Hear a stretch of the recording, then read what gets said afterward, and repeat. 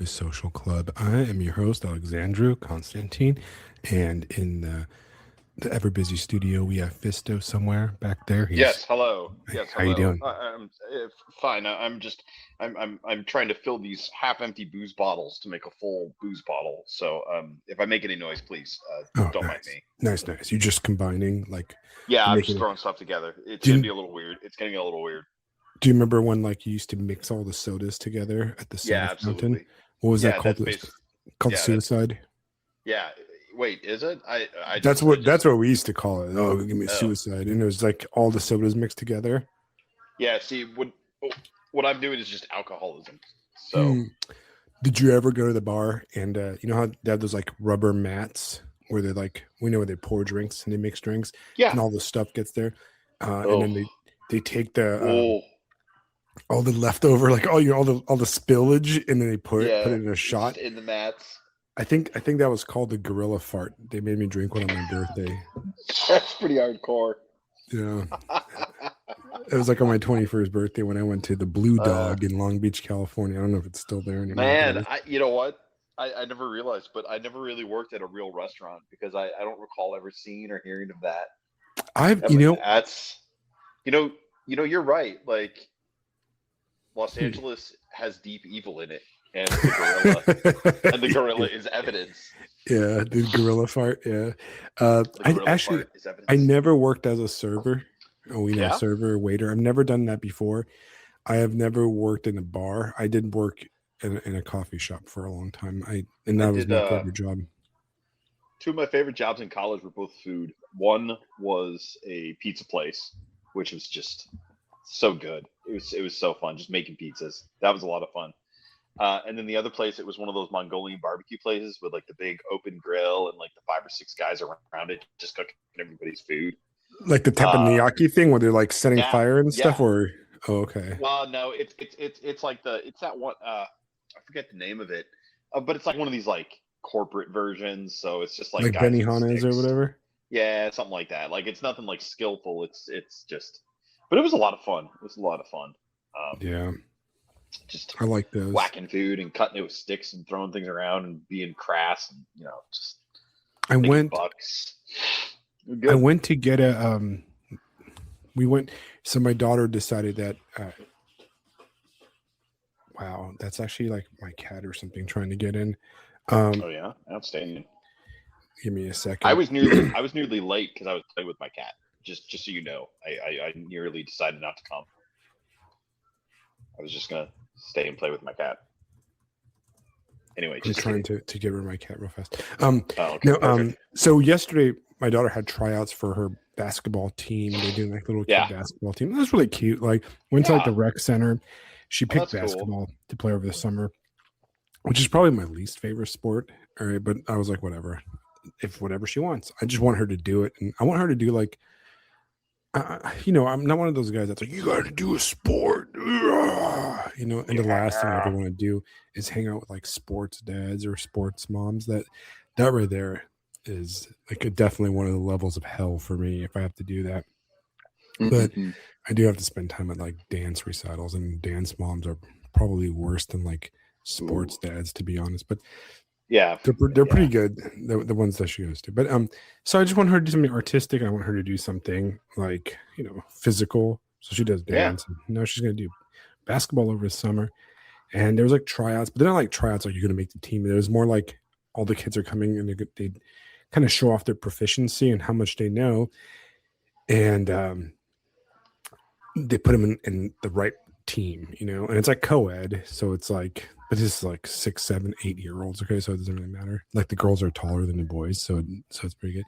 But she is she like surprised me actually. She like made every single basket. I was like, what? Like, how Nice. does that? I was like, this is Just crazy. Like, draining them. yeah, she's just like straight up like swishing, man. Like I was like, okay, all right. Awesome. She can't dribble for shit, but like she made every That's basket. fine. I was like, whoa, okay, Well, she impressive. could take a pass and shoot. That's like half the Yeah, game right there, isn't it? I that's mean, what I'm saying. You're right. So yeah, I was like, okay, cool. it's a good But part. Just pass me the ball. Give me the yeah, after the ball. tryout, we went to we let her pick like we're like, I don't want to go home. There's not enough time to make dinner, so let's go out and she picked sushi, so I got some sushi. Nice. And there's something I always knew. You know how like at the end of sushi, um, they give you like a fortune cookie or whatever, right? Yeah. Well, I've always known that fortune cookies are not Chinese, right? Like they're not from China. There's like Chinese crap, Right. but they're from San Francisco. And Right. I was like, man, this is kind of weird that they're like the Japanese restaurants giving like Yeah. this Chinese fortune cookie thing. Yeah. Yeah. I think they come from the same place where all the Chinese places get their menus. Right. Like But it's one giant shop somewhere, right? weird. So my wife looked it up, like she like looked up the Wikipedia or something, and I was right. Okay. Fortune cookies come from San Francisco, but Yeah. I always assumed it was like the China. It comes. I always assumed that fortune cookies come from the same place that like most American Chinese food comes from, like like orange chicken and stuff, which Yeah. is San Francisco through Yeah. like the Hong Kong immigrants, right? Yeah. But Yeah, that's it's a little known fact. Most people don't know that the core business of the gangsters in Big Trouble in Little China was actually fortune cookies. It was fortune cookie production. So right, a lot of people don't know that. but it turns out that fortune cookies were actually not invented by Chinese immigrants. They were invented by What? Japanese immigrants. Fucking And hell! were They called it Chinese. they Those were for fuckers. they were for Japanese tea houses in San Francisco. Huh. And so they are American by like Japanese, but by Asian, immigrants, but they're Japanese American San Francisco, but they got adopted by Chinese Now, restaurants for you know some what? reason. I'm gonna pretend that it was like the very first example of the Japanese uh, Americanizing because they named Right. them Chinese because it sells better. Well, like the other thing that's really interesting is that American sushi, like the sushi we eat here in the US, is Yeah. nothing like Japanese sushi. Oh yeah, no, yeah. Without going down to Publix, getting me some authentic Japanese sushi. Yeah, I'm gonna tell you guys, I lived in Japan for many years and I love Japan.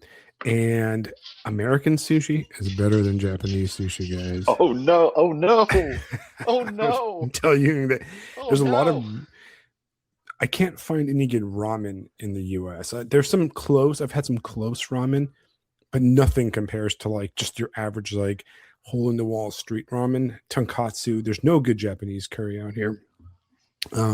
Most people don't even know what Japanese curry is unless you live in Los Angeles or something. But American sushi, the Americanized sushi, is significantly better than Japanese sushi. And it's not really because there's more to it. Japanese sushi is just basically sashimi, and it's just not that. Mm-hmm. It's kind of boring, Mm-hmm. I mean, sometimes you just want a good old crunchy roll with like all the sauces on it and all that stuff. It's just more. It's more fun. One thing that American Japanese restaurants do that's kind of weird is they serve you miso soup like for dinner, and in Japan, miso soup is actually a breakfast food. Whoa! So like, I'm having my mind blown right now. Yeah, so you get miso soup. All of my ignorance is being overturned in one fell swoop. Yeah, it's like you almost never get miso soup at night. It's always like there's different dinner soups, but yeah, the little miso soup cup that they give you at like sushi restaurants before your meal starts. That's like it's a breakfast food, right? Huh. I wonder how it became not breakfast. I don't know. Like, where's the logic there? Like, nah. And that's an interesting thing, Maybe they ate American breakfast with the bacon and the eggs, and they were like, we can't compete with this shit. Like, Americans are not going to eat.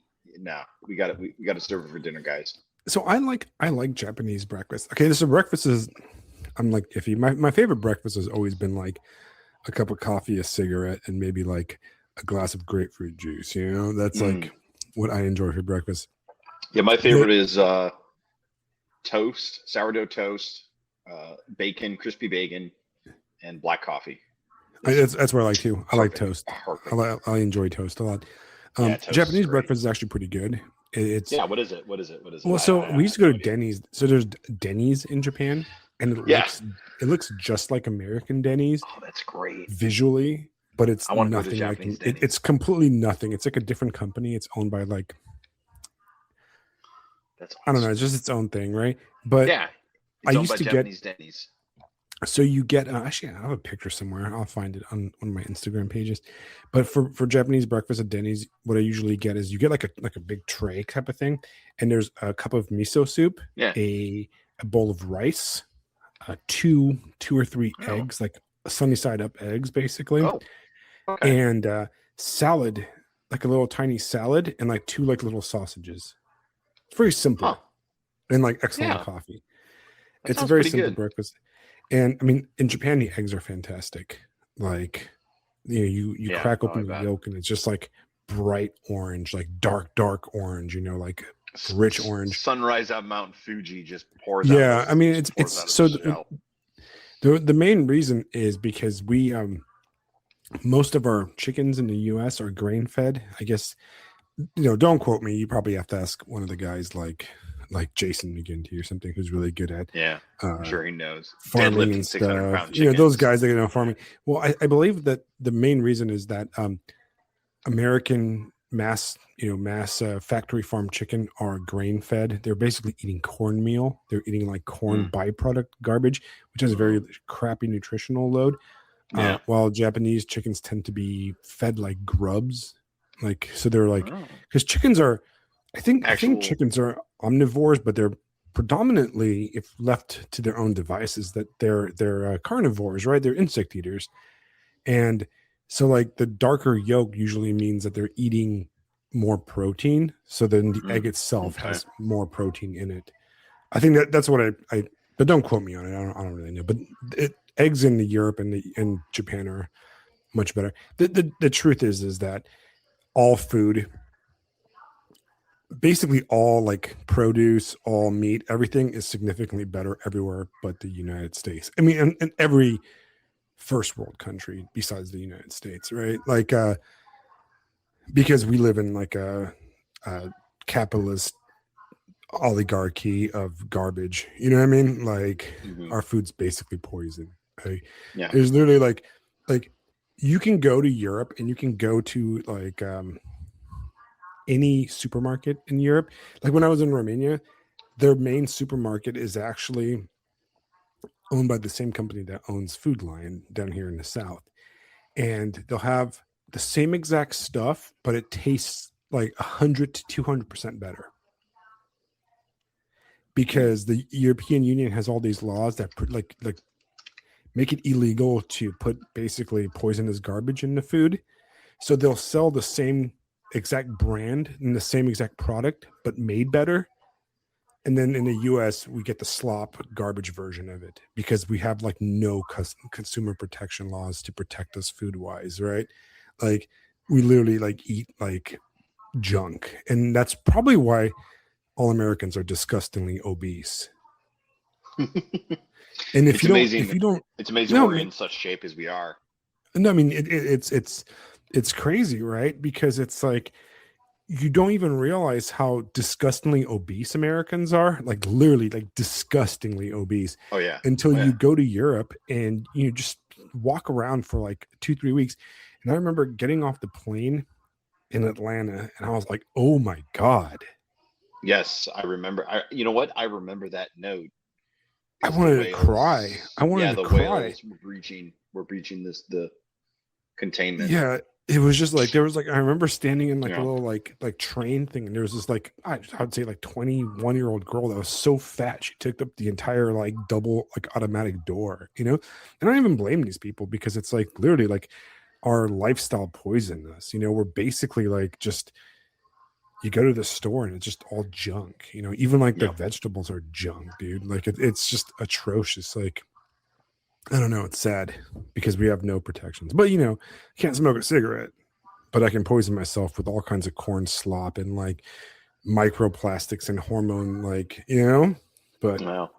can't Yeah. have a cigarette, It's true. guys. It's the end of the world. But yeah, how Well, you been, man? good. It's the end of the year. Getting to the end of the year, so I'm enjoying that. The last month of school is my absolute favorite because all of the work that I've done over the course of the year begins to pay off. Had a lovely conversation with a young man today. I was walking to go print some stuff for class tomorrow, and I just see him sitting. He's just hanging out. He's like, "Hey man, where you going?" I'm like, "Oh, I'm just gonna go print some stuff." And he's like, "Oh, that's cool." I'm like, "You want to come with?" And he's like, "Yeah, sure." So I show him. I go into like a back. I go into like the back printing area where there's other teachers and like all kinds of stuff. And I just bring him in. I'm like, "He's with me," and everyone's like, "Yeah, that's cool." So we had a nice conversation. Talked to him about why I decided to do Starship Troopers and kind of my whole thought process, and had just a nice conversation. Like I said, really got to pause and be like, listen, the point of education is to transmit love to a student, the love of a subject to student. He's like, huh. And we talked about another teacher at our school. He's kind of known as the best math teacher, and I explained, yeah, that's why, because he's helping you understand why the subject is cool. Like, you may not like it, you may not appreciate it, deep down, but this guy's at least showing you, like, oh, I get why other people like it. It was like, as long as I can help you understand that, I win, man. I won. That's all I needed to do. Right. And yeah, I can almost guarantee he's never had teachers like us, and that makes me happy. I think you liked it earlier, but that I'm looking it up here real quick. That note about like the poor 7-year-old boy getting taught by, the corn slop, the corn slop obese gremlins.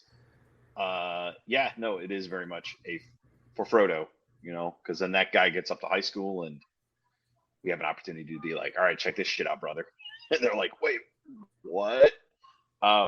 Here's something funny that happened. Like, you can tell that I'm definitely getting into the groove. I had 14 kids in my lunch today. They just showed up. Like nice. three different social groups, mixed gender. They just roll in. They're like, hey, can we hang out? I'm like, sure. It's like, what? I guess today is visit me day, So it's like, all right, this is cool. But yeah, man, last month of school is the best. This is what I live for. So I mean, I remember how excited my daughter, now that I obviously haven't been in school in like 20 something years, but yeah, right. Nah, man, you're in school right now. Deal with it. Yeah, my daughter's finishing school right now. Yeah. And she loves her teacher. Her teacher's been fantastic. She has a fantastic teacher, and good.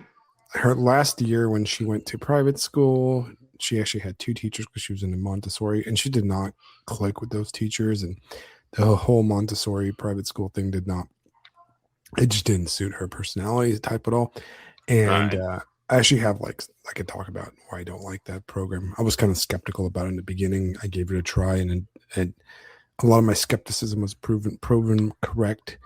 But this year, she loves her teacher, loves her entire class. All the kids are like, we walk to school, so we run into half the kids, and they all walk with us, and they're all sad that they're not going to be together and stuff. And it's like a bittersweet time, especially if you like it. I don't remember liking school when I was her age. I was like, oh, I just remember never wanting to go. But she just always wants to go. Like, when she's sick, she's sad that she has to miss school. I'm like, well, what's wrong with you? I was the opposite. I was like, man, I had chicken pox in 2nd grade, and I was like 2 months of missing school. It was awesome. I was like, I want to go, but Yeah. All right. So there's actually 2 articles I want to talk about, and of course cool. I want to talk. And then I did do what you asked me to. I watched Edge Runners, and I want to talk about. Outstanding. Yeah, the show ties in. You were mentioning. Before the pod, it was that one article that I sent you earlier today, right? Right. Correct. Okay. Sorry. Please continue.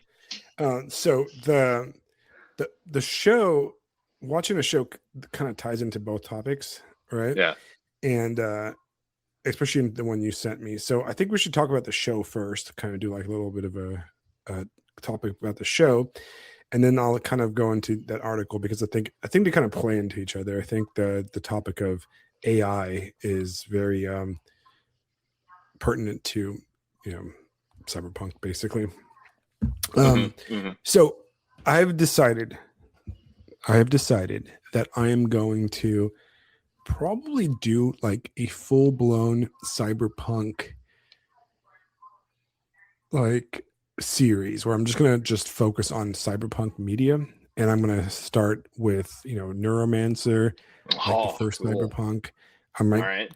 I gotta find a copy of Mirror Shades. I don't know where anybody can find Mirror Shades. I feel like it's impossible to find, but I can do. Yeah. I think I picked up. I have Neuromancer, but I ordered the other two Sprawl trilogy books. What's it called? Mona Lisa Overdrive and what's the other one? I forgot. Left my mind right now. But there's three of them, and then there's Burning Chrome, which is basically a short story collection by William Gibson. I'm also going to probably go through a bunch of. So I'm going to try to watch Akira. I'm going to try to do just a whole everything cyberpunk. I might watch Blade Runner and the newer Blade Runner. I haven't seen them. Last time I saw the last Blade Runner was I saw it in theaters when it came out, and I haven't watched it again since. Maybe we'll do a Total Recall episode finally. Yes. Oh my gosh. I think Total Recall is cyberpunk. Yeah, sure. Why not? Why not? Fight me. It's cyberpunk. But Fight me. So last week, you criticized me for not watching Cyberpunk, right? And the truth is, I kind of avoided it because it looked really sad. It's like it looks really sad, and I think it's because the movie, the game itself is really sad. I was like, oh man, I need to I can't be that sad all the time, I've been just watching sad stuff. And I was like, no, I got to do it. I got to do it. Fisto says to do it. He always reads everything. He reads and watches everything I tell him to. So I need to do that. At least this once. Right. So I picked it up last night and I watched. My plan was there's 10 episodes, and totally for you guys listening, Cyberpunk Edge Runners, it is a Netflix show.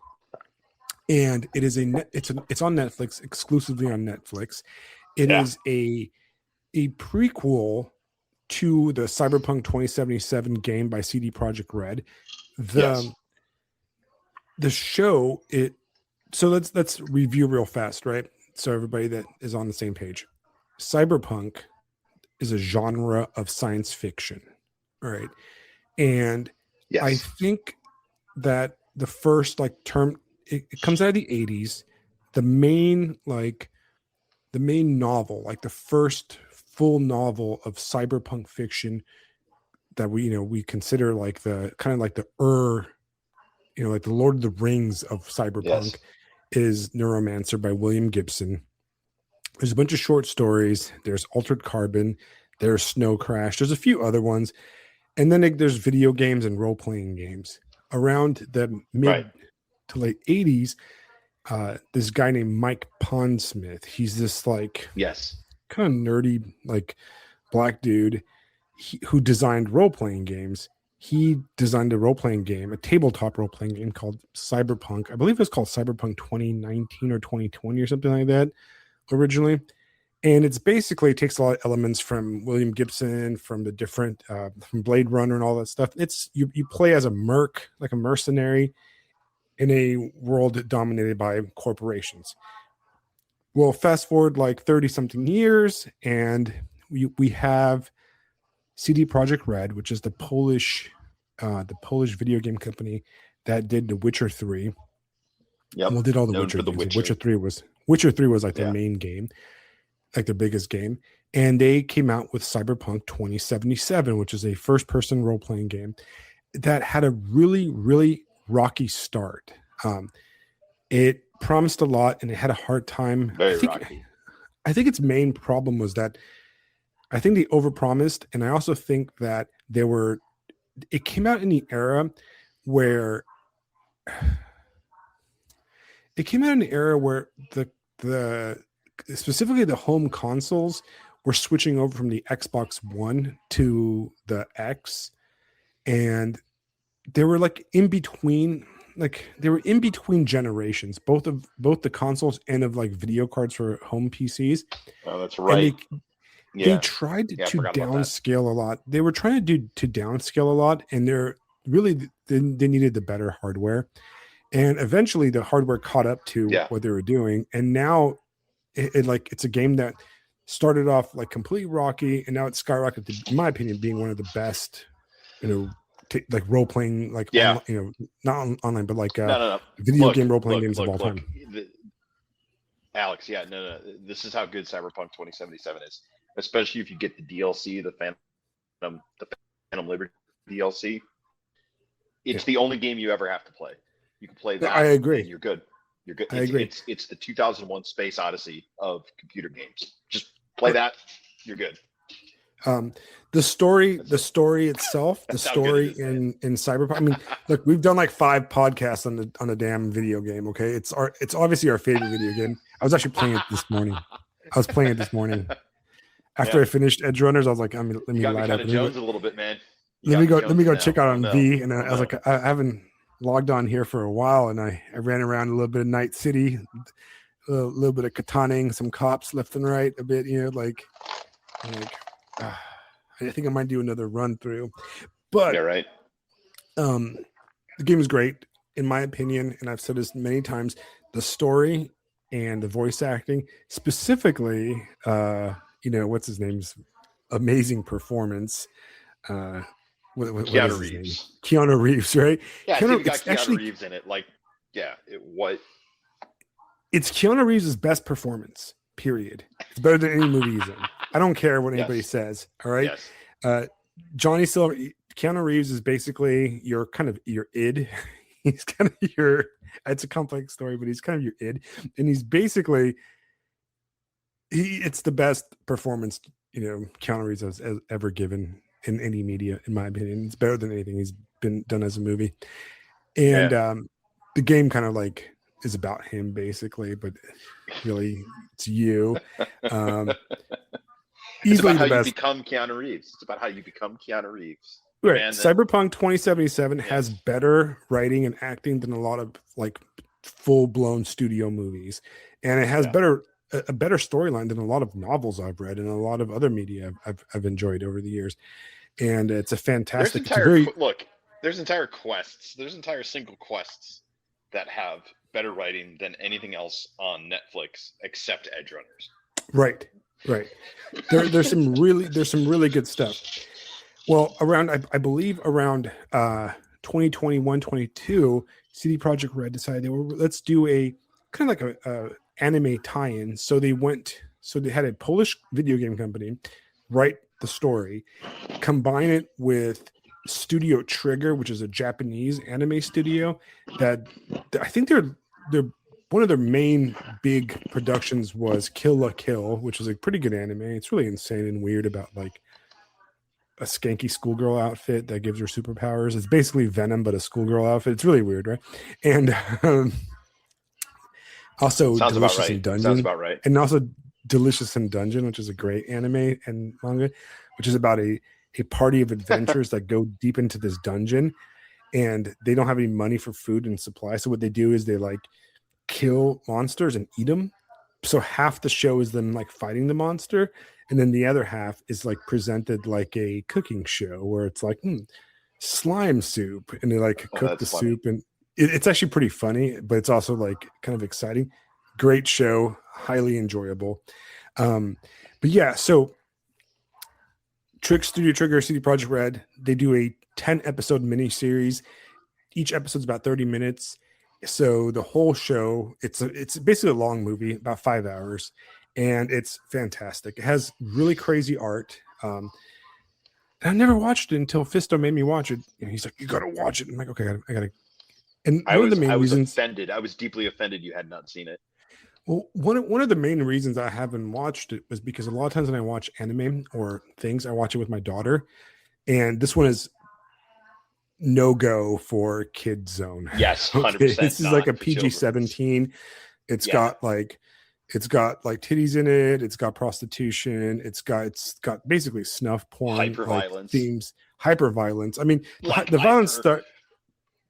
I'm fine with the violence part. It's Yeah, the snuff pornography. That's why like Cyberpunk yeah, 2077 video game is absolutely a PG, like a not PG, a NC-17 video yeah. game. It really Okay, is. It really is. like it's one of those like I'm when it comes to allowing my kid to watch TV or watch movies and that kind of stuff. I'm okay with some rated R movies, especially just violence and stuff. I don't give a crap about that. Um, and so she's like, for example, Demon Slayer is really violent, but she's watched that. tons of stuff. Jaws. She's seen the Aliens, The Thing, all those horror movies. She's fine with completely, but I'm not okay with like, I just don't.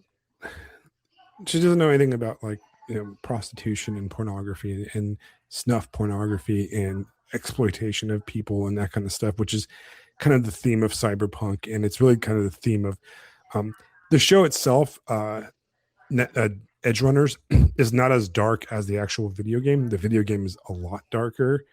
Uh, Yeah. I mean, the video game opens up with like organ harvesting like operation, Yeah, that's right? Like great. I think if you're like pulling people out of like ice bathtubs and like rescue Yeah. them, And not even like and sexy organ harvesting, like literally down in a gutter, yeah, and then like covered in cockroaches. the ambulance is not picking them up because they haven't renewed their subscription to the ambulance, so Yeah.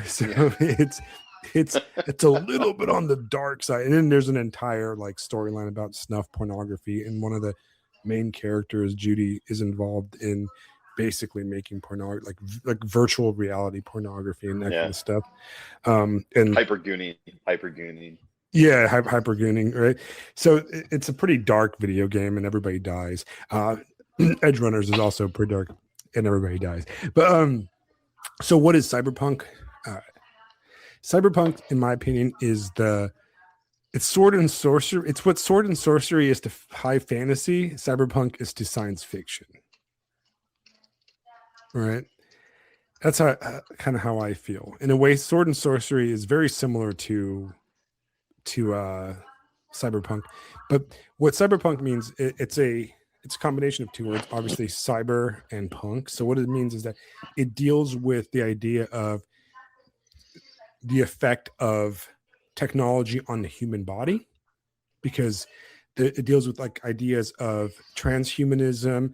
How does the technology affect us as a human? How does technology affect us? And then the punk aspect deals with the fact that the characters tend to be on the bottom of society. Like they're usually just like criminals or non-people, bums, that type of stuff. And they're in direct opposition with the greater society. It's usually near future. Corporations run the world. It's just kind of a mess, right? It's nothing new. It's been around for like 30 something years now, right? Total Recall is a great example with Arnold, and the one that doesn't exist also is a good example. RoboCop is a good example of cyberpunk, if you really want to be kind of Demolition Yeah, Man I'd is say kind of so. like a I'd say so. Demolition Man is kind of like a reverse cyberpunk. It's like a nice cyberpunk almost, but it's kind of along the same lines, right? Um, so what Yeah. happens? Is Matrix What cyberpunk? I don't, you know what? Matrix has some of the ideas of cyberpunk, but not really, because there's no. Only because Keanu Reeves, like that's what I was thinking.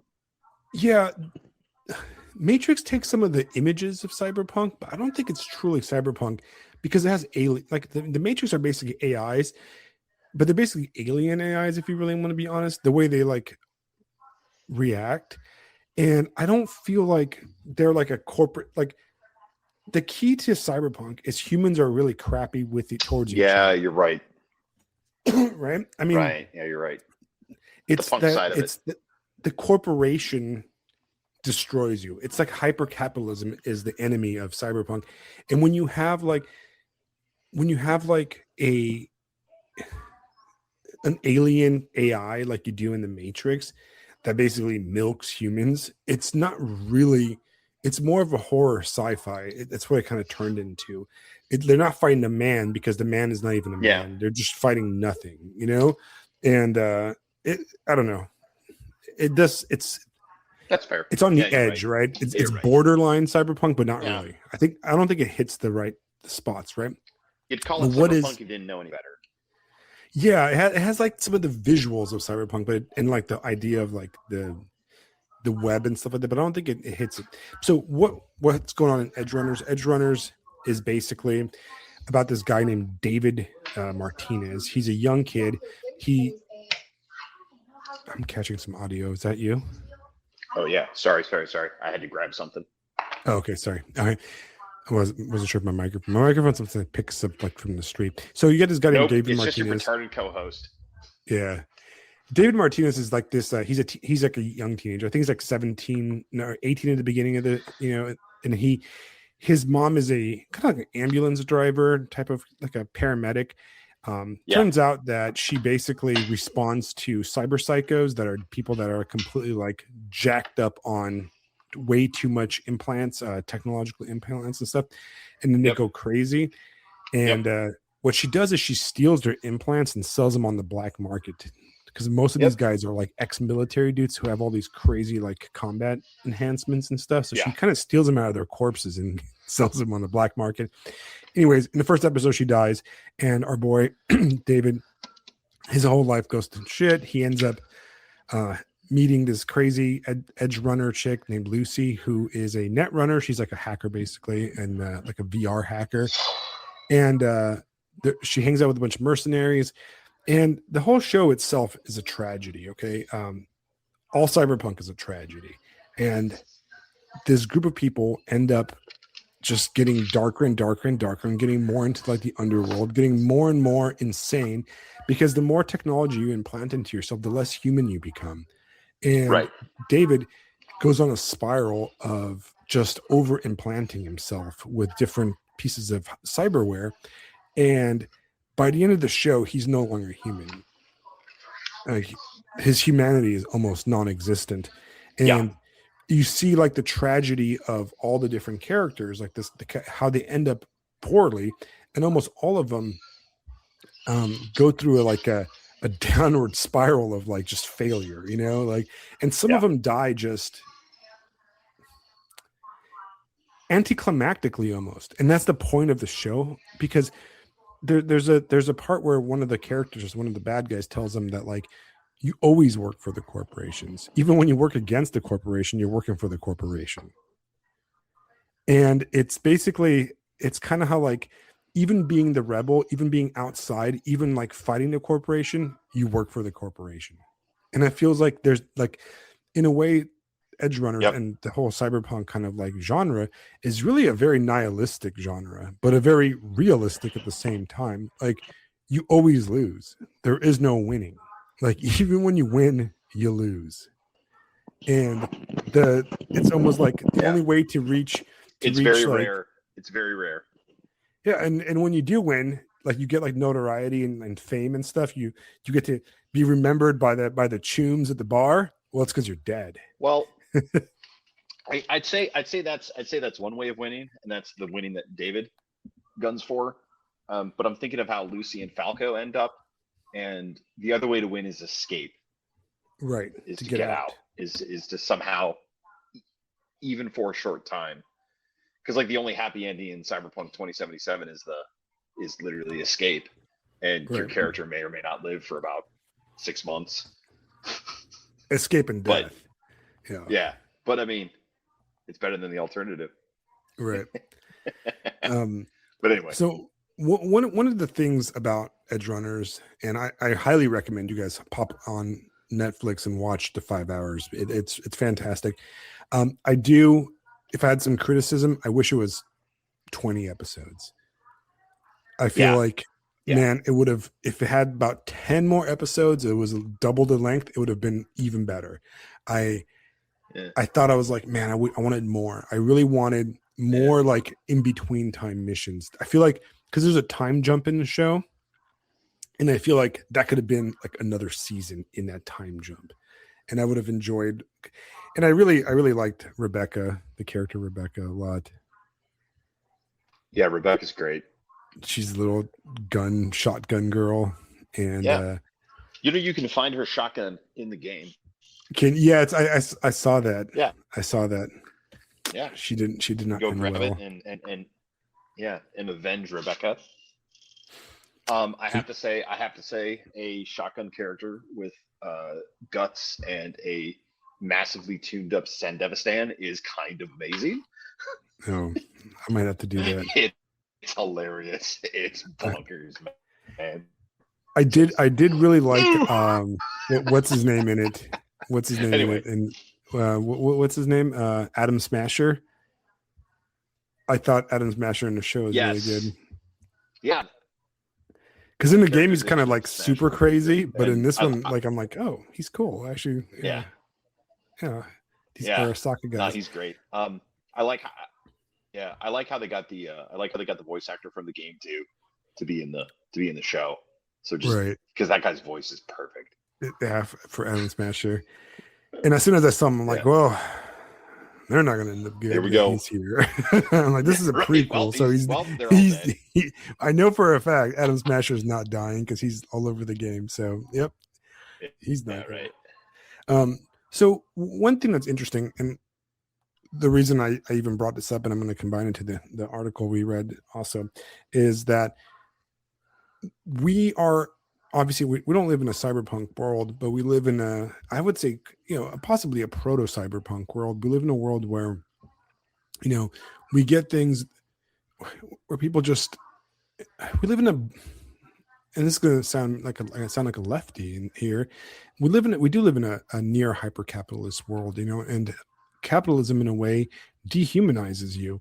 I mean, when I got that bill for $5,000 just to get a 50-cent shot 2 weeks ago, I was getting ready to go Adam Smasher on people, just out of principle, even though I don't have to pay it because my insurance is going to cover. I forwarded it to my insurance, but I got the bill in error because they didn't input my insurance properly, so they gave me the uninsured bill, and to me that was insane. Like for a 5-minute like urgent care visit, I get a $5,000 bill, and I like what world is that a feasible, realistic thing?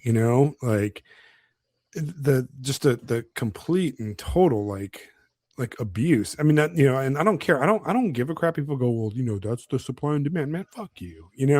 That is completely unreasonable. All right. And no, there's no way it's supply and demand. Absolutely not. Right. And one of the things that like the cyberpunk kind of genre does, and like especially the show and like the video game, is it just shows how everybody nobody has meaning. All right. Like everything has no meaning, and you see the best character in both the video game and in the show is actually none of the human characters. It's actually the city itself. It's like the ambient like things going on in the background, right? And when you're playing Cyberpunk 2077, you're walking around the city and there's stuff everywhere happening. Actually, it's one of the games where like you actually feel like you're in a real place. Like there's conversations going on. There's like people, and it's all miserable crap, dude. Right. And in the show, they did a really good job of capturing that same exact feeling as he's walking out of his apartment and there's like some dude jerking off with like a jerkometer 5,000 or whatever. I was just thinking of that guy. Yeah, just jacked up on like VR. There's like some weird psycho with like a penis implant peeing, like there's just like pornography everywhere. And like the people themselves are inhuman. Like they've used technology to dehumanize themselves even further. But the true dehumanization of them is not done by them. It's done by the corporations. And even the corporate employees, right? The corpos who are like the higher status people, they themselves are inhuman and have no value. So in a world where like you can just whittle your life away with like VR in your skull directly and just basically like completely turn yourself into a machine, like basically give your soul over to the machine, you end up dehumanizing yourself and the whole society becomes fully dehumanized. And that's kind of like the craziness about it, right? It's like, so the storylines that we see are these storylines of love and trying to escape this just kind of dehumanizing circle. And they're all tragic because you can't. Because in order to escape, you have to walk this fine line, like this edge, right? Between fully dehumanizing yourself and trying to get out. And our main character, spoiler alert, does not figure out how to get out. He does not make it. Almost none of them do. And it made me think about the article you sent me today, which was, let me pull it up real fast. Let me find it real fast. I'll link it later. It's called The Great Zombification by Owen Yingling at the New Critic. Right? And the article itself is kind of long and kind of like not that interesting. Owen is a 21-year-old guy. He goes to University of Chicago, I think, and he's writing about how basically everybody uses AI, including the professors, and that the university system is going to fail. And the question is like, what is the point of AI, and what is the point of giving away all? He said he noticed in his fellow students that at first it's like cheating on tests or helping them with essays and stuff, but then eventually it became doing everything, like replying to emails, sending like a note, like a text message to your girlfriend and that kind of stuff. And we get to the point where what do we gain from AI and what do we give up from AI, right? So what is the point of education if the teachers use AI and the students use AI? So what is the point? I mean, what do you think about that, Fisto? You're the teacher. Say that one more time. What, like, when AI comes to education, do you think it has any benefits? Like, what is the point of even having education if AI is teaching AI? Yeah. I think from my perspective as a public school teacher, even with the few years that I've had the experience, I mean, I started teaching right when ChatGPT came out, and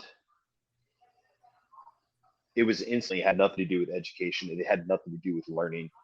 It had nothing to do with transmitting love of subject to the student. It was, how do I get a good grade and what's the answer? And it's that, what's the fastest way through the maze so I can have my cheese? That's all it's been. And people are aggressively pushing it out. For example, the current Secretary of Education in Florida is a big AI proponent. And just more and more things are getting sent out to us, and more things are being sold to us every day. Use AI for this, use AI for that, and all of our programs are Google based. So there's Gemini and fucking everything. It's obnoxious, and it's just I'm constantly surprised at all the dumb little ways that they summarize, that they put AI. Like, you get a little prompt, teacher types LOL in a chat, and I get a summarize this prompt from Gemini. Like, fucking really? It's ridiculous. Anyway, so it's just more and more and more, and it's just slop and slop and slop and slop. And you realize that if it's free, you are the product. And Right. if you were an AI company, if you were a tech bro, if you were a cyberpunk corporation, and you were trying to build a system that would allow you to basically make more money, you have a ready-made population of captive humans that you can test on and that you can collect data from and that you can basically use to fine-tune your product on the back of the taxpayer. I mean, that's what's going on.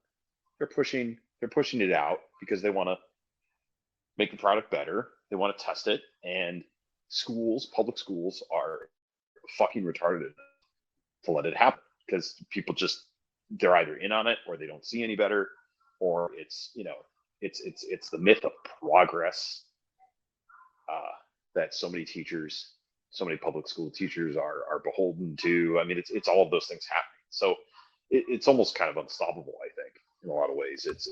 It's the zeitgeist, man. It's the spirit of the age. It's Napoleon on a horse. Instead of Napoleon on a horse, it's some blue-haired freak with an iPad. I don't know.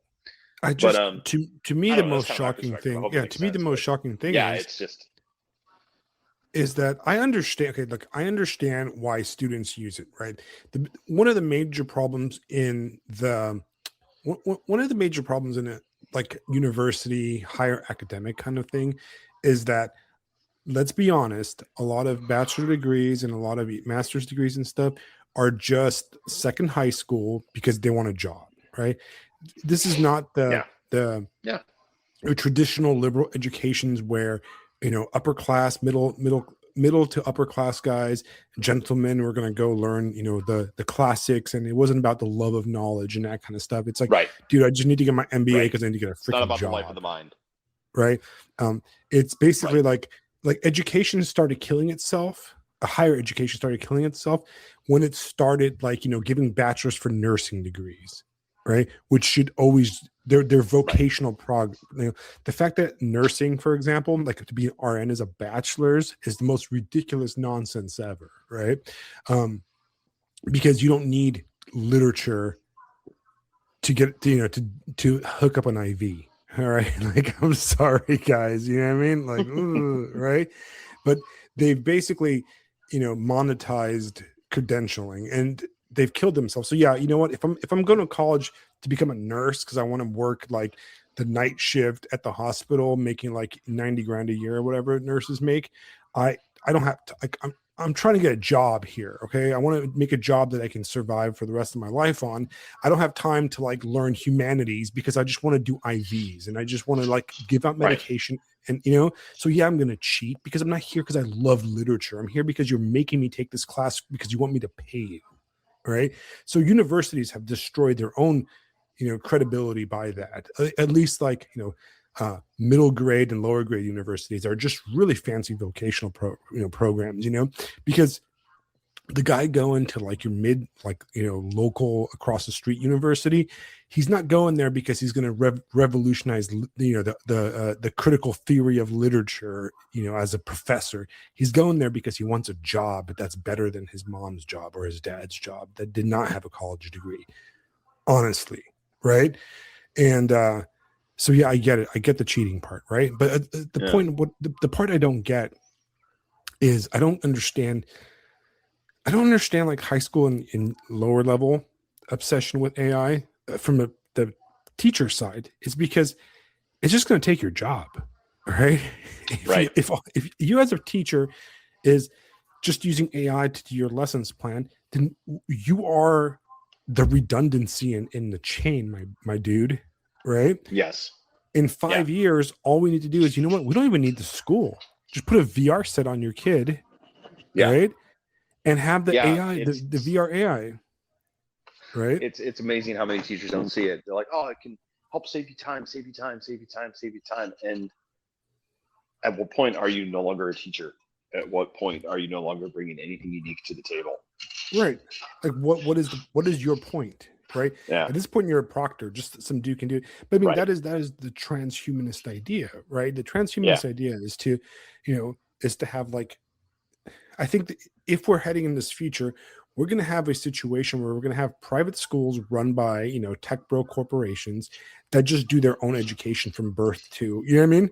Like, that's the future. We're looking at like techno-feudal. Right. Palantir's already experimenting with that. I don't know if it's still going on, but a while back they were hiring people straight out of high school, man. Right. They were gonna educate you and everything. Right. There you go. You know what I mean? And that's the future. Like in a lot of like cyberpunk fiction, you have these things called like arcologies, right? Which are basically like cities within cities. And they're run by like a corporation, like Arasaka runs the entire, Arasaka arcology, and you're born and you die, kind of like, futuristic versions of old company towns from the 19th century, right? The early, like the late 19th century, right? Like data towns, right? Data towns. But you're born and you have like a legacy admission to the local schools that are run, and they're not making you into an academic. They're not making you in their schools are not they're AI teachers and they're like teachers. They're not making you into academics or artists and stuff. They're making you into corporate employees, right? And they're using AI to screen you to be the best corporate employee and to take over from the retiring corporate employees, right? It just makes sense. Alex. Think about edge runners. David Martinez goes to an Arasaka sponsored high school. Right. He beats the absolute bejesus out of the boss's kid at one point. Just shreds that dude, right?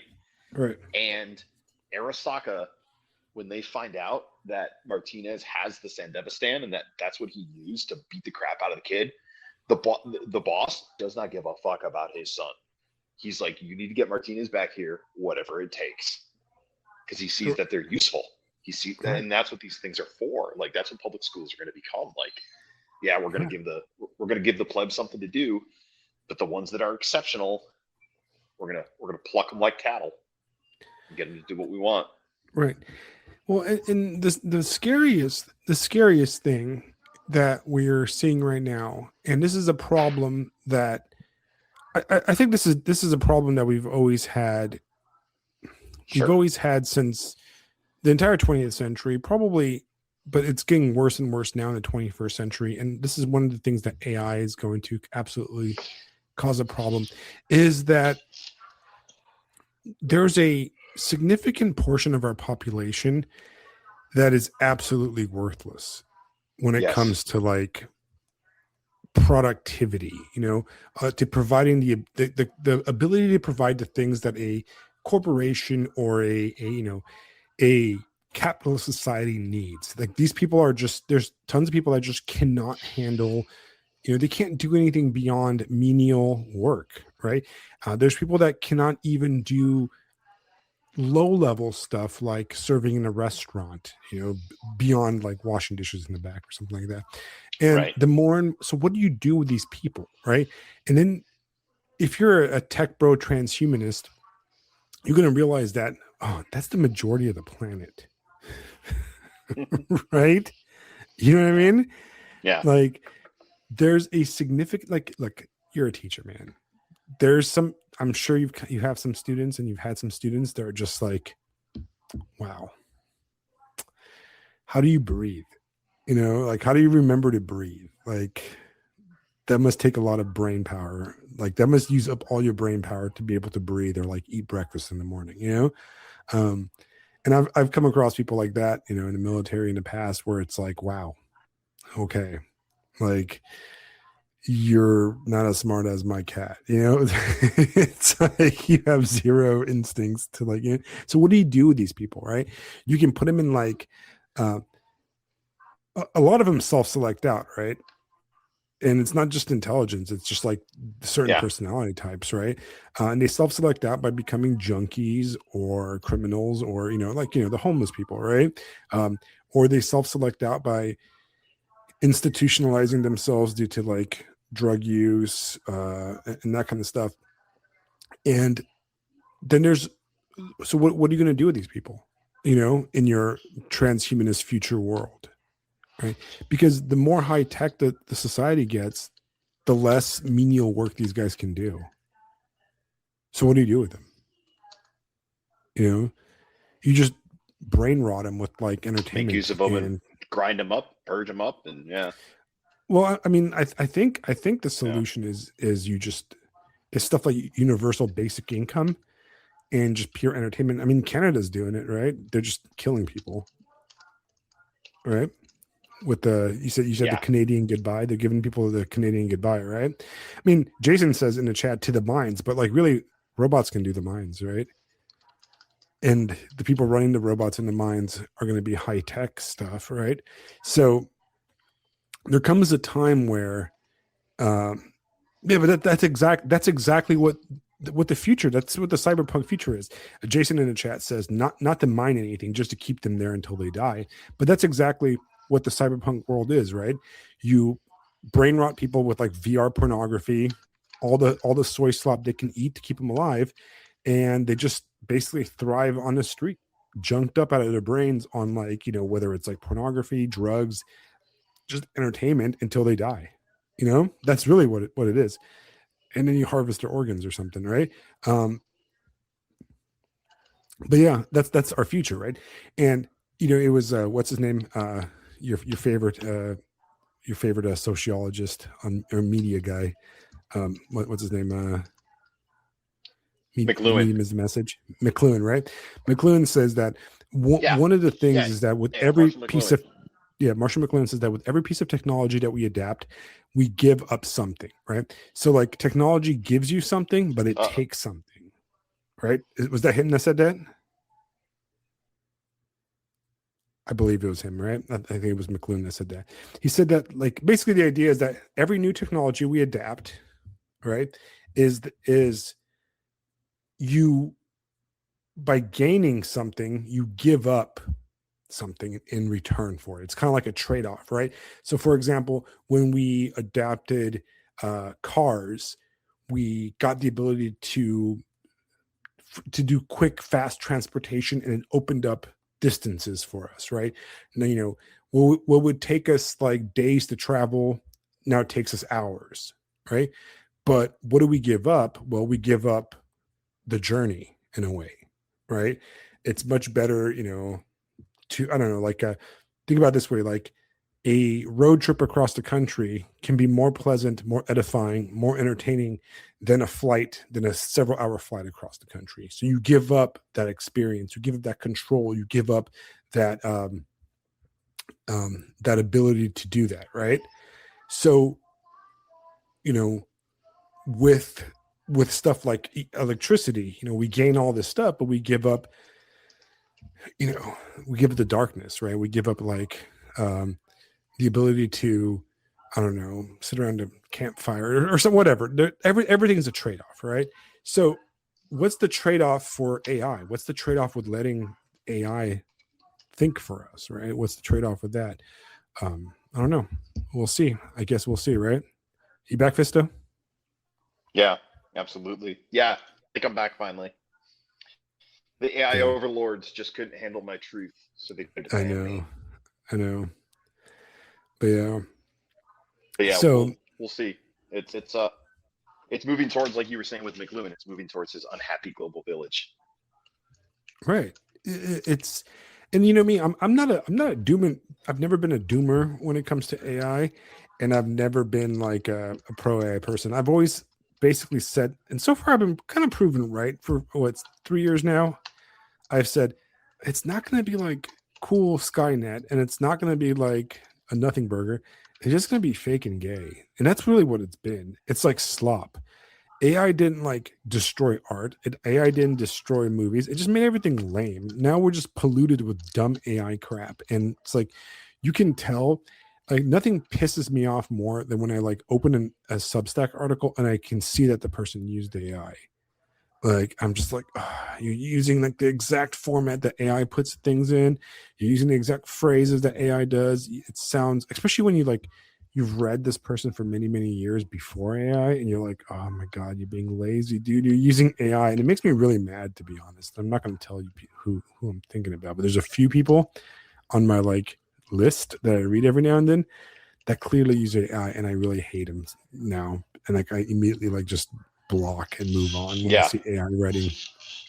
Of zero tolerance yeah, for it because I'm just not interested. I want your thoughts, not AI's thoughts. I don't want Chat GTPs or like right. Grok's thoughts on stuff.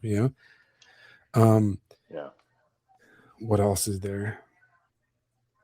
There's also another article that I read today, which Yes. What's it's this? complete different topic. Um, I'll Excellent. I have the link for it right now. Uh, give me a second. Let me get this link. It's a Substacky article. Gimme, All right, gimme. let me get it. Let me get it. Boom. What isn't the Dating chat doesn't? crisis in the Orthodox It's Church. it's Oh called A wow, Dating this ought to Crisis be in the fun. Orthodox Church: A Woman's Perspective. Right. I think Dave Oh Green actually no. commented Oh on it no. too. Yeah, it's Yeah, pretty cool. I saw him commenting on it. Um, he just read it. I read it this morning. All right. So here's the thing about this article. I'm going to summarize it for you guys. All right. You might not even be interested in it if you're not an Orthodox person. Basically, she's going on and on about like how like it's difficult for women to find guys at church because blah blah blah, and well, a lot of the guys aren't really interested in the kind of women that go to the Orthodox church, right? Now, one thing I would like to say is that picking up women at church is really a dumb idea. All right, if you're an Orthodox person, and I'm gonna tell you why right now. Orthodoxy is pretty new, especially it's new to the United States, right? Outside the kind of the ethnosphere of like like the Greek churches, the Russian churches in the big cities. There's recent like research. This recent increase in orthodoxy in the U.S. is really like a post-COVID thing. It's kind of been a steady increase, late '90s, 2000s, but then it really exploded during the COVID era, and like kind of like the crash of like Protestantism. Um, but it's not the reason like guys aren't hooking up with girls at church and stuff is because the kind of people that are going to the Orthodox Church for the most part are people that realize that the world sucks and so much of America is spiritually devoid of like truth. So that's why I'm going to the Orthodox Church in the first place, right? Not me because I'm a cradle, right? But does that make sense too, Fisto? Yeah, it does. Yeah. Right? Like most of the guys I know have realized that, like, wow, the world is dark and full of horror. You know what I mean? Right? It's Yeah. and these other churches don't have any answers. This one does, and I'm trying to go to somewhere where I can fix it, right? And the Orthodox Church likes to see itself as a hospital, right? And honestly, when you're at the hospital, the last thing you're looking for is to hook up with the other patients, right? Um, so that's really why those guys are not ready to do women. The article itself, like Jason says in the chat, is another article by a woman about how men need to change to accommodate women, right? Yeah. I'm And that's scanning it right now. I'm scanning it right now, and the first thing I want to know is, so what about the woman's perspective? I recently put out a survey and received 41 responses from single women. My very first thought is, who did you ask? Where are they? Where did you find it? Did you just pull your Facebook group for? right. I mean, my wife has told me about some of these things. Like, if I were to pull the people in our WhatsApp chat, you're going to get very different answers than the, single ladies of liberal orthodoxy Facebook group where it's functionally just prot slop. Like, Right.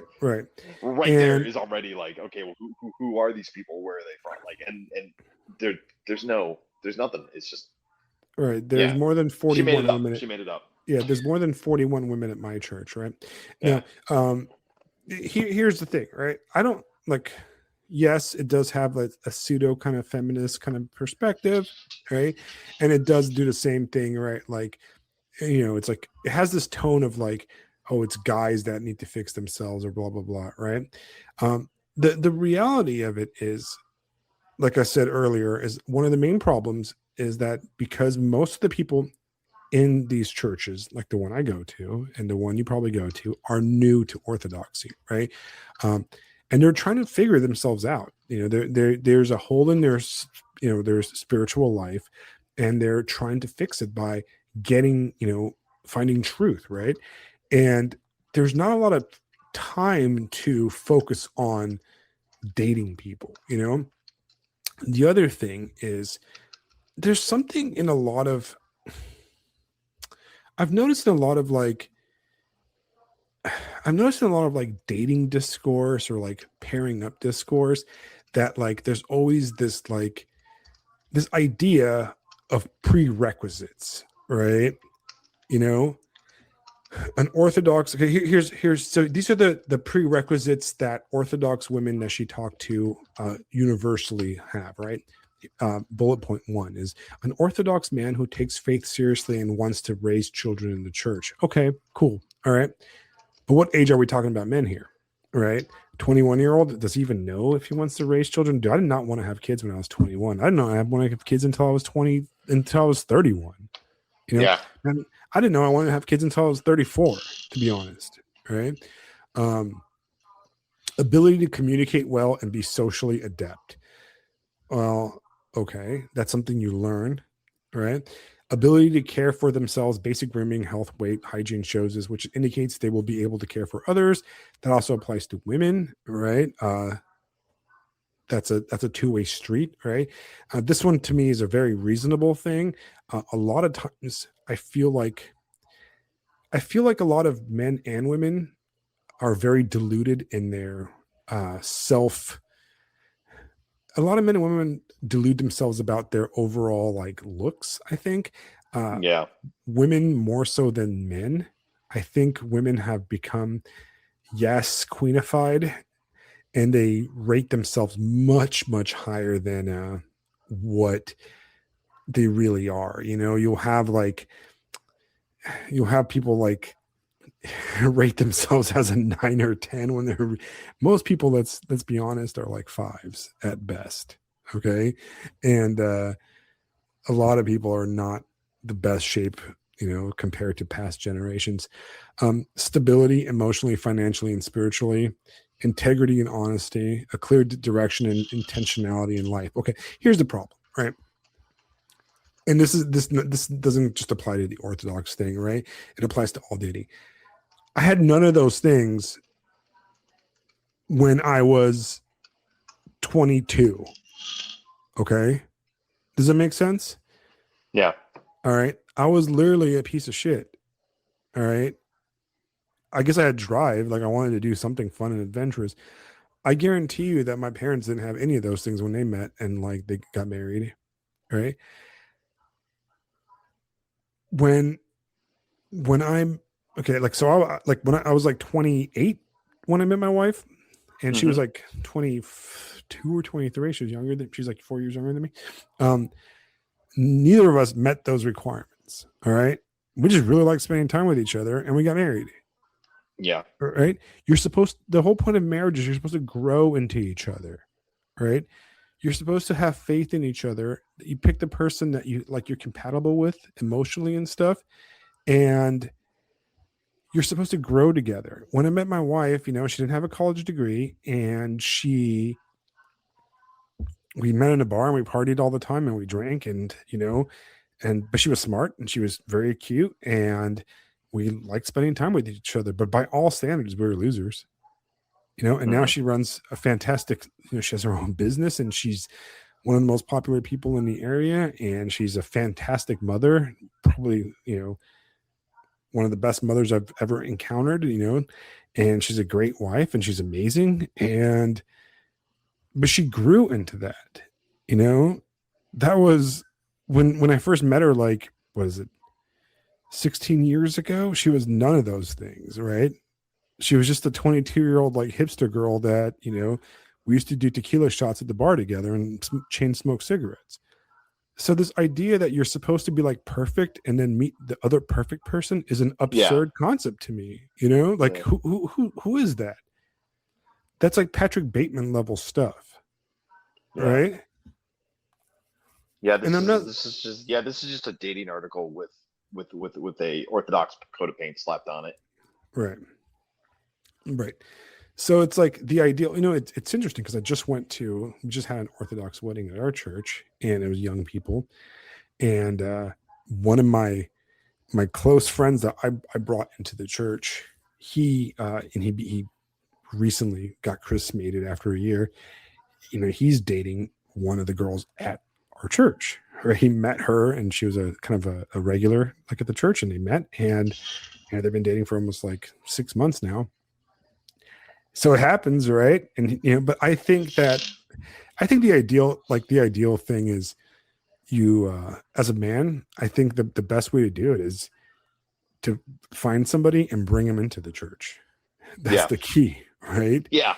Yeah. It's like it's to do it through conversion, Yeah. and I mean that goes for the girl too, but Yeah. I don't know, man. I just feel like this idea that I'm gonna go out and find the perfect person, like, when I'm 22, is absurd, right? No, you find a person that you really like to spend time with and has potential. It's potential that you're looking for, right? Yeah. Like, I think that long term, like, marriage and like relationships are really about, they're not like, you're not matching perfection, like, through like finance and that kind of stuff. What you're looking for is you're in a way like you're a talent scout looking for people that can that have the potential to grow into, the Olympics, like, athlete, or like, like the NBA star, right? You're looking for the Kobe at the high school, right? In a way, when you're young, you look for somebody that you're like, I can live with this person. I like spending time with her, and she really wants to do something. She has the intellectual and the drive, or at least she shows the capabilities to, if effort and, properly pushed in the right direction, she can do it. And I want to you want to find somebody that will challenge you and you challenge them, and then you grow together. That's the key. But if you're already perfect and the other person's perfect, then why are you going to get married? Do you know what I mean? Hmm. Because like one of the things that always strikes me is that if I have everything together and everything's perfect, and I've like, I've got my great house that I bought because I'm a rich guy, I went to college, and did everything right, and I have everything perfect, and now I want to get married. Well, I'm going to change my perfect life for somebody else. Yeah. Why even bother? Yeah. Right? Like I'm comfortable. I got everything I need. Right? Yeah. I should sell my house and we can buy a house together. Do you see what I mean? Right? In a Yeah, I way, do. you're supposed to struggle together. You're supposed to be, you're supposed to like be the 25-year-olds living together in a 600 square foot apartment that you could barely afford. That's part of the Yeah. fun of life and marriage. You're Yeah. supposed to be the It's trying to approach it like it's trying to approach it with a machine program. right. Something that's meant to be revealed through just the life that a creature lives.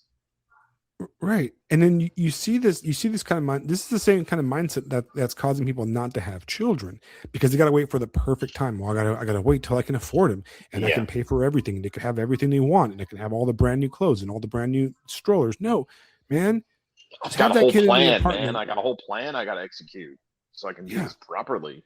Like I like, what? I grew up like, when my parents first had me, we lived in a 1 bedroom apartment. It was me and my brother living in a 1 bedroom apartment, like it can be done. And then the parents worked harder and they moved to a bigger place and then moved to a bigger place. You know what I mean?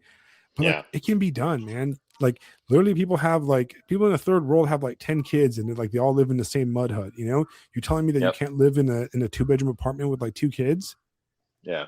right? It's Like it's I was reading through some of the examples that they gave in the article, and of like it reads like you googled dating horror stories and then just slapped orthodox on it.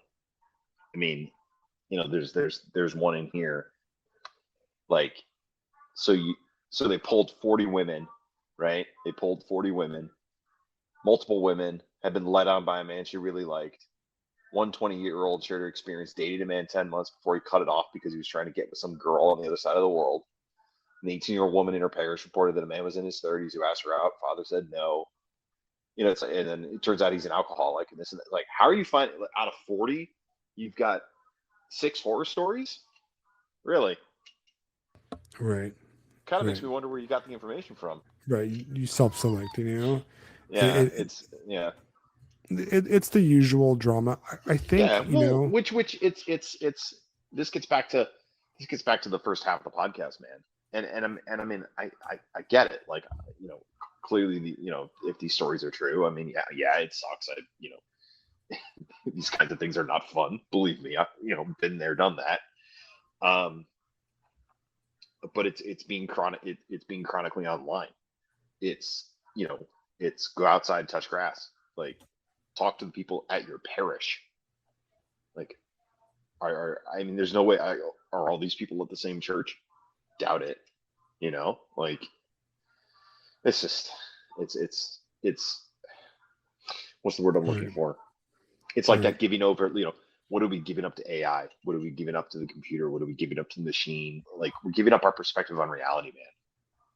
We're giving up our right. perspective on what it means to be human, what it means to be a creature, what it means to be a son of God, a daughter of God. We're just giving that up. It just feels more and more that I just want to completely disconnect, dude. I just want to like throw in my computer, like Yeah. not even do anything Yeah. anymore. Like just live in like a completely like Yeah. isolated. I, I was I'm telling gonna. you. I think I was telling you I'm gonna. Go ahead. I was just gonna say I'm gonna write on that this summer. I think I'm nearly ready. Um, but I don't think that we should. I don't think that we should disconnect. I think when we log on, we need to realize that we're not just logging onto the internet to talk to our friends. We are diving into Plato's cave. We are diving into hell. We are Starship Troopers bouncing in through the atmosphere. We're gonna blow some shit up and we're gonna get the fuck out like as fast as we got in. Like, it's looking at the internet and looking at the digital space in a different way. And I think Right. looking at it in a more accurate way, because we are carrying little portals to hell in our pocket, and if we're not careful with it, disconnecting from it, I mean, you might as well get rid of your car. Like, you're not going to do that. You're not going to get, the medium is the message. You're not going to get rid of the mediums that you live your life in, right? You can't. I mean, stop, stop using electricity, man. Like, time to pull a King's North and go get a little farm out in Ireland, which, I mean, that's an option. But I think disconnecting from the digital world, I think you're kind of joking yourself a little bit. Like Right. to full on pull a full on monk. I mean, like, and I know that's not what you mean. I think the impulse is correct. But I think the impulse comes from just recognizing what you're actually doing, and that's, like I said, it's diving into hell. Yeah, I mean that's that's the thing. It's like I told you. I think I told you guys in our Black Ibis Telegram chat that like I don't really know what's going on because this last few Yeah, weeks I've been home with the surgery. I've logged on to Substack and I've looked at Twitter and stuff. I just have been avoiding all like topics. I haven't really yeah, did any. I'll do it like I'll log on. I'll superficially look at my messages and then just move on. I haven't really like read anything that yeah, if the title seemed political or any type of current discourse type of thing, I just avoided it. I don't even and I haven't like watched any like I don't even watch TV or anything like that besides like streaming yeah. services, and I haven't followed any of the news. And I don't even know if like is the Iran war still going on? I don't even know. Is that the thing? I guess an Indian tanker got sunk by Iran recently. John was Um, telling me about that, which is kind of like, haha. But anyway, yeah. See, no, I don't no, even no, know. I haven't followed that at all. I just like it's because it's yeah. such a farce. The whole thing's a Well, farce, right? Alex, you're pulling you and I are pulling both sides of that classic Mark Twain quote. Um, if you log on to the internet, you're misinformed. If you log off the internet, you're ill-informed. Right. It's the same. It's It's the exactly same that, thing. right? It's like Yeah, the yeah, newspaper thing, that's right? all. But I completely just didn't know. And today my daughter wasn't feeling good, and this morning she was like, "Oh, I don't feel good," and I'm like, "Well, I think you need to go to school because you don't have a fever or anything like that, right?" But if you continue to not feel good, go to the nurse, and then I'll come pick you up, right? And I mean, I live like 5 minutes away from the school, so and then I realized like, oh man, I gotta have my phone on me the whole time now. I gotta turn the sound on, and I turned the sound on, and all my stupid like notifications were going off constantly, and I realized what of an annoying thing to have my phone in my pocket is because I just most of the time, like where I've been home the last few weeks, I just left it on a counter and I didn't even look at it except like maybe once or twice a day. But having to have it with me, I was just so irritated, Uh, Yeah. and it just like it irritated me. That's kind of why I even read these articles because like I had the phone on me, so I was like, well, I might as well just look through it, and read some articles. Um, but in the chat, House Frost says, I pray my kids don't meet their person on the internet and in person, but instead in person. Church would be dope, though, because values and beliefs. She basically meant that what she said was that she hopes that her kids don't meet their future partners on the internet, but in person and preferably church. But Yes. the truth is, Yes. here's the thing about church, though, right?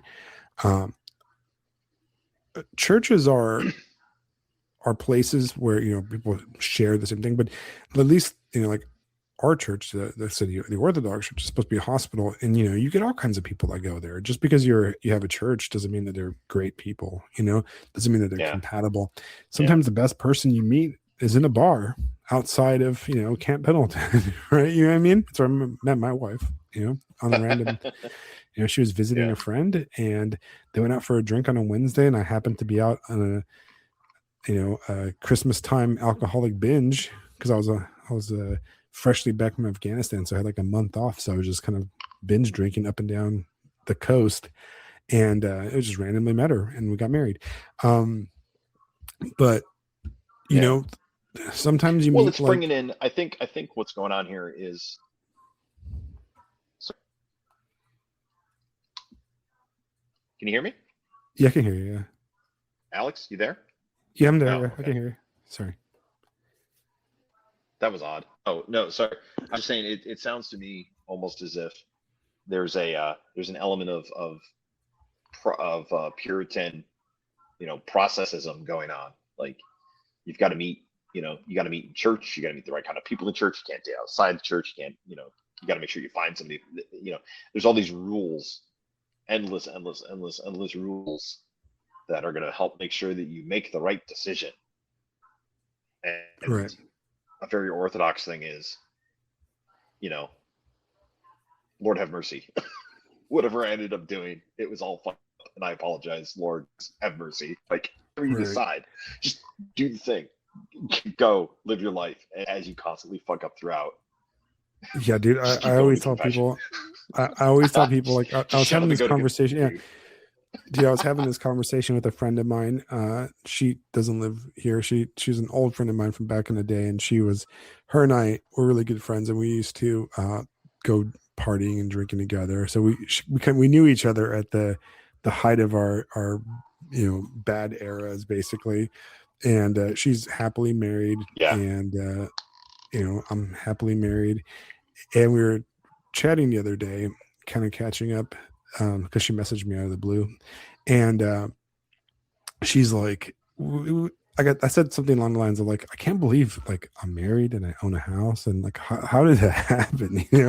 She goes, oh, I love it. Like she goes, like, I love my life, right? And I'm like, but I always feel like that Talking Head song, this is not my house, this is not my car. You know what I mean? Yeah, right. The Days Go By song or whatever. It's not And my beautiful life. My God, what have I done? yeah, and I feel like I did everything right on accident and in spite of myself, basically. Somehow, like I try to do everything wrong, Yes. like Yes. and I somehow managed to end up in the right place completely on accident. And I guess that's the grace of by the grace of God, basically, I ended up in the right spot, or so I think everybody should just have some faith, man. Like consider the birds, God will provide and put you in the right place, right? Consider the birds, man. Consider the I mean, black even ibis, man. It doesn't worry about consider the anything. black ibises. Even David Martinez found the love of his life, on a train Yeah. robbing people's chips. Yeah. And she ended up on the moon, guys. She ended up on At the the end, moon. when Adam Smasher is standing over him and he's like, you could have been a great one. And he's like I give a shit. Right. Perfect. Exactly. Just think of the birds, Exactly. Yeah, he did it. He made it to the top of he accomplished his mom's dream. She said, "Oh, one day you'll be at the top of Arasaka Tower," and he did. He made it to the top of Arasaka Tower. Hell yeah, he did. He blew that fucker up. Right. So there we go. All right. I think that is it for today. We talked about some articles. We talked about edge runners. For you guys in chat and you guys listening, I highly recommend edge runners. I'm going to do a series on Cyberpunk. I'm going to do like, really happy you saw that. Yeah. I'm like in a mood. So I'm going to reread Neuromancer. I'm going to reread all the stuff. And I'll start off with the Bridge trilogy. That's going to be my plan. Not the Bridge trilogy. The snap. What's it called? Not the Bridge trilogy. The whatever it's called, the Neuromancer trilogy. Then the Bridge trilogy comes after that. It's the one that's the Idoru and stuff.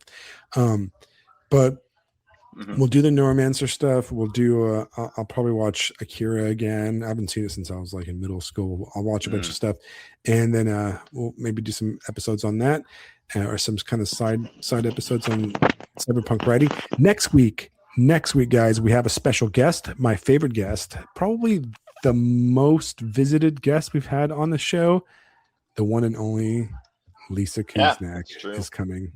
All right. So Lisa's coming next week. Kuznak. We are going to talk about more of her writing. Ice Queen of Canada. Yeah, the Ice Queen of Canada.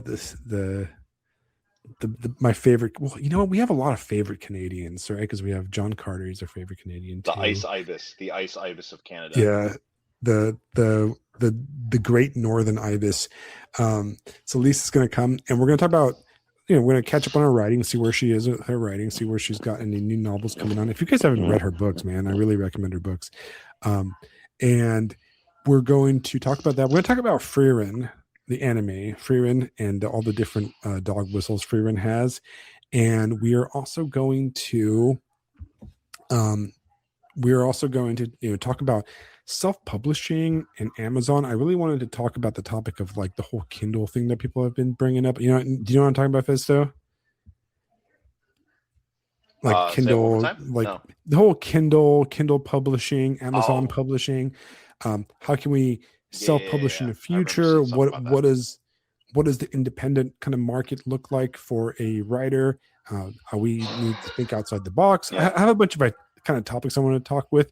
Not that I don't want to talk with you about them, but I want to talk to somebody that does this kind of stuff. And Lisa's had like 5 or 6 books out right now, Of so she's course. pretty good at that.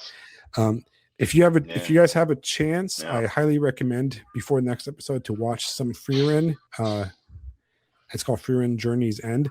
I think it's Freerin made me eat. Remember how I did a bunch of episodes where I was like talking crap on fantasy, and I said there's nothing cool in fantasy. Well, Freerin kind of made me eat those words because it managed to make me interested in fantasy again. It like is the one fantasy show or media that really excited me. I think it did a fantastic job. So I'm going to talk about that because Lisa watched both seasons of it. Before I leave, though, remember how last week, Fisto, I was talking about a Black Lagoon? Yes. Remember that? If you like Yes. edge runners, you will like Black Lagoon. I feel like there's a lot of inspiration in edge runners taken from Black Lagoon. A lot of like the female characters are very much. That definitely.